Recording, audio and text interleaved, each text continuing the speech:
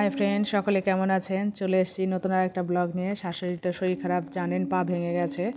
তা যাই হোক, এখন হচ্ছে ইতিবুনুকে দিয়ে সব পরিষ্কার করালাম, বিছানাপত্রটা সেট ফেট করিয়ে ওনাকে দেওয়া হচ্ছে। তা ওনাকে একটা কারেন্টের বিছানা দেওয়া হয়েছে, মানে ডক্টর বেড। তাই সেটাই সুইচ অফ করা ছিল আর কি, ঝেড়ে পুছে পরিষ্কার করে দেওয়া হলো।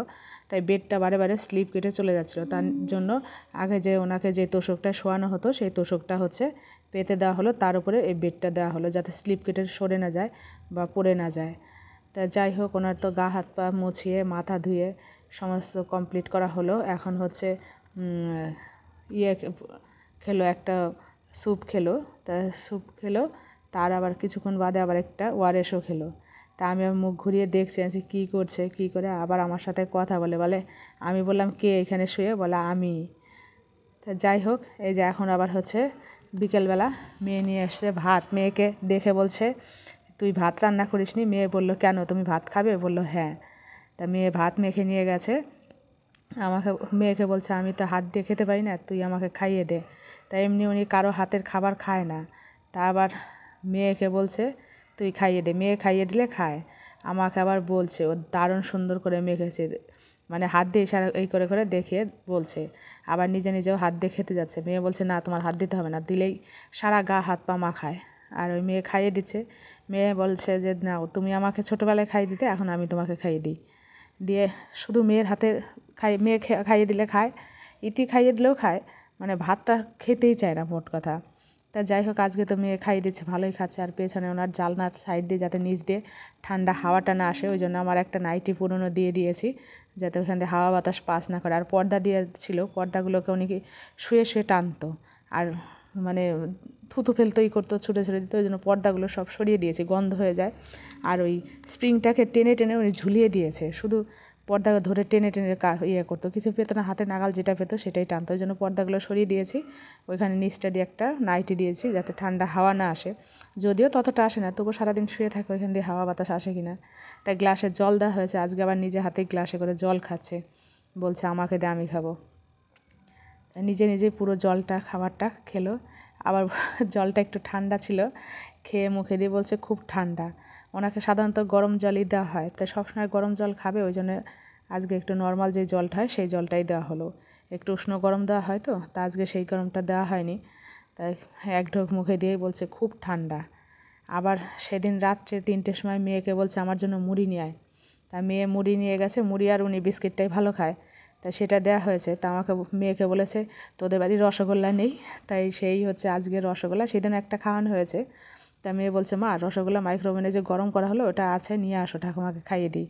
তাই এই যে আমি নিয়ে এসেছি, এখন হচ্ছে মেয়ে সেই রসগোল্লাটা খাওয়াবে, বললো ভাত দিয়েই খাইয়ে দিই, তাহলে মিষ্টিটা একটু কম লাগবে, ভাতের সঙ্গে মিক্সড করে ও হচ্ছে খাইয়ে দিচ্ছে, খাচ্ছে। আর বলছে খুব স্বাদ, খুব স্বাদ, মানে মিষ্টি জিনিসটা খুব পছন্দ করে। যেহেতু ওনার সুগার আছে, মিষ্টি দেওয়া হয় না, তো এখন বয়স হয়ে গেছে, আর বাদও দিয়ে কী লাভ। যাই হোক, খেয়ে দিয়ে বেঁচে থাকুক আর কি। এই যে আমাকে খেয়ে মুখে নিয়ে বলছে ভালো স্বাদ, মানে খুব খুশি মিষ্টি পেয়ে। মিষ্টি, আম, মিষ্টি জাতীয় খাবার পেলেই খুব খুশি হয়। তো যাই হোক, এখন ওনাকে খাওয়ানো হচ্ছে। মেয়ে আবার যাবে ঘুরতে। আজকে হচ্ছে ক্রিসমাস ডে, বড়দিন, মানে ক্রিসমাস বড়দিন, তো সেই উপলক্ষে আজ এখন তার কোনো ধর্মের কেউ, মানে আমি যে হিন্দু, শুধু হিন্দু ধর্মেরই সমস্ত ঘুরবো ফিরবো ঠাকুর দেখবো তা না। এখন সবাই সব ঠাকুর ধর্ম, মানে সমস্ত কিছুই ঘুরতে বেরোয়। ঘুরতে বেরোতে মানুষ খুবই পছন্দ করে, যার জন্য বেরোয়ও। তা যাই হোক, ও তাড়াতাড়ি করে খাইয়ে দিয়ে যাবে। তা এখন উনি খেতে চাইছে বলে বললো, মা, আমি তাহলে খাইয়েই দিয়ে যাই, ঠাকুমা বললো যখন আমাকে। তাই তো ভাত খাওয়ানো হচ্ছে। আর ইতি ওইখানে বসে রয়েছে। ইতি বললো, আমি এটা করিয়ে দিয়ে তারপর আমি গিয়ে চান করবো। ইতি চান করেনি এখনও। তা আমি আবার ভিডিও করছি। ঠিক আছে, তোমরা এই করো, আমি একটু ভিডিও করে রাখি ওনার খাওয়াটা। আজকে 1 সপ্তাহ বাদে বোধহয় আবার ভাত খেলো কটা, মানে 1 সপ্তাহের মতন হলো খাচ্ছেই না ভাত, শুধু স্যুপ আর স্যালাইন খেয়ে রয়েছে আর কি, ওআরএস আর কি। তাই এই তো আমাদের বাড়ির থেকে একটু দূরে, মানে কিছুটা দূরে, এটা হচ্ছে চন্দননগরের হচ্ছে চার্চে। তাই সেইখানে বাইরের সাইডটা বেশ সুন্দর লাইটিং ফাইটিং করেছে, ভালোই লাগছে দেখতে। আর খ্রিস্টানদের চার্চ মানে সাজানো, দেখতে তো ভালোই লাগে। কি বলুন তো, এখনকার মানে সমস্ত ধর্মের সমস্ত ফেস্টিভ্যালে সবাই সব ধর্ম ঘুরতে আর কি ভালোবাসে, ঘুরেও, মানে এটাকে একটা ঘোরার মানে উপলক্ষ। এমনিতেই ডিসেম্বর থেকেই মানুষ শীতের মরশুমে ঘুরতে পছন্দ করে, ঘুরে। আর তারপরে যদি কোনো অনুষ্ঠান বা কোনো কিছু অকেশন থাকে তাহলে তার কোনো কথাই নেই, বাঙালি ঘুরবেই। আর এমনিতেই বাঙালি ঘুরতে পছন্দ করে, খেতেও পছন্দ করে, ঘোরা মানেই খাওয়া। তা যাই হোক, এইখানে এই যে চার্চে সব লোকজন ভিড় করে আছে। এই হচ্ছে চার্চটা, মানে লাইট ফাইট দিয়ে সাজিয়েছে, বেশ সুন্দর লাগছে। তা সবাই তো ক্যামেরা হাতে, যেই যাচ্ছে সেই ক্যামেরাটা অন করে সামনের মুখ হচ্ছে আর কি। তা সবাই সবার মতন শ্যুট করতে করতে চলেছে, সবাই সবার মতন ঘুরছে, দেখতেও বেশ ভালো লাগছে, ঘুরতেও ভালো লাগছে। চার্চটাও মানে খুব চার্চ, যেটা আমি বলতে চাইছি, মুখে হয়তো আমার উচ্চারণ হচ্ছে না। তা যাই হোক, খুব সুন্দর সাজিয়েছে। ওইখানে উল দিয়ে কতগুলো ছোটো ছোটো পুতুলের মতন করেছে, সেটাও দেখতে বেশ ভালো লাগছে।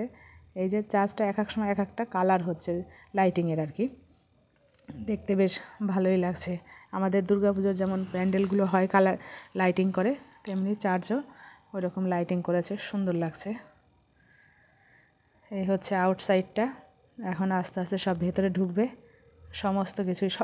এই মানে 25 ডিসেম্বরের থেকে বোধহয় জানুয়ারি অবধি এরকম চার্চ বোধহয় সাজানোই থাকে। আমার পুরোটা খেয়াল করা নেই, তবে মনে হয় ডিসেম্বর অবধি তো চার্চ সাজানোই থাকে এরকম লাইটিং ফাইটিং দিয়ে, তারপরে জড়িফড়ি দিয়ে।